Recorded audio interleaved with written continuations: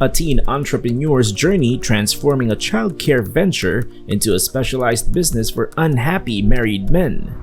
In a quiet cabin, Shirley Liner, a clever and organized junior student, shares her journey of running a babysitting service, an agency providing companionship for middle-aged married men. She emphasizes that her motivation for starting this business was not due to any parental issues, but simply to earn money for college. Several months ago, at Alfred E. Groves High School, Shirley sat in class, diligently taking notes as her teacher discussed the upcoming SATs. Her classmate Melissa Rowan, seemingly disinterested in the lecture, turned to their friend Brenda Woodberg to inquire about Brenda's promiscuous stepsister Nadine's interactions with her biological brother, Scott. Melissa even questioned whether it would count as incestuous if they pursued a romantic relationship. After class, a determined Shirley returned home, searching her room for her calculus book to prepare for college admission exams. When she couldn't find it, her mother Tammy suggested checking the basement, where her father Stan, a lawyer, was working. Shortly after, a salesman named Michael Beltran picked her up for a babysitting job. Interestingly, when Michael greeted her, the usually reserved student subtly tucked her hair behind her ear, hinting at her interest in the married man. Upon arriving at the Beltrans' home, Shirley met Gail, the wife, and their son Adam, who she would babysit while the parents attend a meeting. Upstairs, the teen met Mikey, the older brother, who was upset because he wanted to be alone with his younger sibling. Gail, however, insisted they need a nanny for emergencies. That night, Michael and Gail dined at a restaurant with their businessman friend Jerry Tuckman and his wife Tina. Jerry discussed his plans to open 2 more restaurants the next year and offered Michael the position of vice president. Gail, though, wanted her husband to decline the offer, believing he was doing well as a salesman.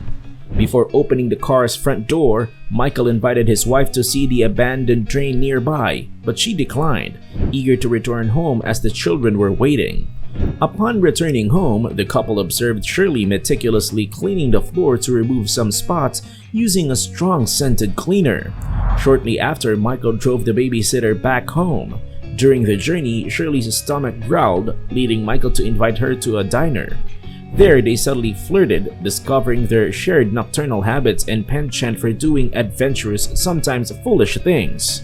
After Shirley confessed her obsession with orderliness, she asked Michael how he had met Gail. He shared that he met his wife, formerly a troublesome person outside of Ann Arbor, through his friend Jerry, the entrepreneur.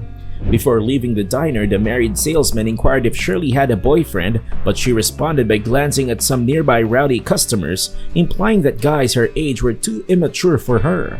On their way to Shirley's house, Michael invited the babysitter to explore the abandoned train, where they eventually kissed, a decision that left the man with regrets.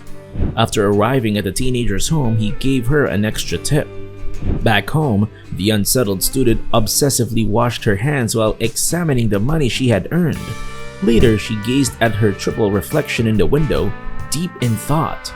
Meanwhile, Michael struggled to sleep beside his wife, consumed by guilt over his actions.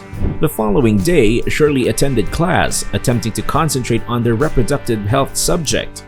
Simultaneously, Michael appeared preoccupied as his boss, George, discussed their new potential car product.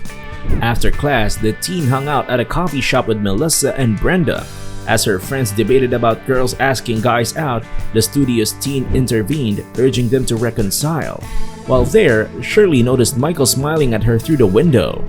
Suddenly, Gail approached her, requesting her services to care for her kids on an upcoming weekday night. After her babysitting job, the salesman and the nanny ended up becoming intimate inside the car. Later, after driving her home, the man paid the teen a generous amount of money. Following the session, Shirley counted her earnings in her bedroom and wrote "trouble" on the top dollar bill before slashing it back under her mattress. Meanwhile, Michael couldn't sleep beside his wife after realizing the gravity of his actions. The next day, Shirley saw her bruised classmate Scott in the school cafeteria, clearly affected by some undisclosed incident. Frightened by the situation, she confronted Melissa, who admitted to orchestrating the attack. A concerned Gail arrived home early and discussed their son's misconduct with Michael. When she mentioned that his boss had transferred him to a less prominent account, the salesman tried to brush it off with humor, but his wife felt let down. Frustrated, Michael asked her how much money would make her happy, but Gail avoided the argument and urged him to speak to their son. She then left for a meeting, canceling their date night. Michael followed her advice and talked to their son Mikey, empathizing with the boy's struggles. He even hinted at cursing his boss, mirroring what their son had done to his teacher. Before leaving the house, he gave Mikey money to buy pizza and instructed him to look after his younger brother. Meanwhile, Nadine called Shirley and informed her that she would cancel her session due to upcoming exams. Panicking, Shirley accidentally knocked a box off the table as she hurriedly hung up. Desperate and dissatisfied with his marriage, Michael decided to meet Shirley and drove her to the abandoned train yard. He apologized for the incident with the illicit substance during their previous encounter at the cabin and confessed his dissatisfaction with his marriage with Gail. He implied that he and Shirley were a better match, but she refused his advances. When Michael suggested running away together, Shirley turned him down, emphasizing that it was too late. She made it clear that she wouldn't be his secret anymore. Even though Michael offered to pay her to stay, Shirley remained resolute. Their conversation was interrupted by a patrolling cop, prompting Shirley to hide.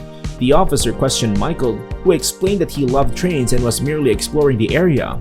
The policeman ordered him to leave the yard. Left alone, Shirley walked to a nearby phone booth to call Brenda but ended up speaking to Scott, who informed her that she could talk to her sister. When she asked for Nadine, Scott revealed that her stepsister was babysitting, making Shirley realize that Nadine had lied about canceling her session. In response, Shirley called Melissa and informed her about Nadine's betrayal. Melissa in turn revealed that Nadine had taken clients behind their backs again.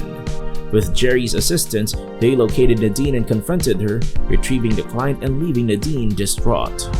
Years later, Shirley, with a new job and a personal car, visited Michael's home and saw him happily bonding with his family. After a brief exchange of glances, she returned to her car, tears in her eyes. She reflected on her unique babysitting experiences as a memorable chapter in her otherwise ordinary life.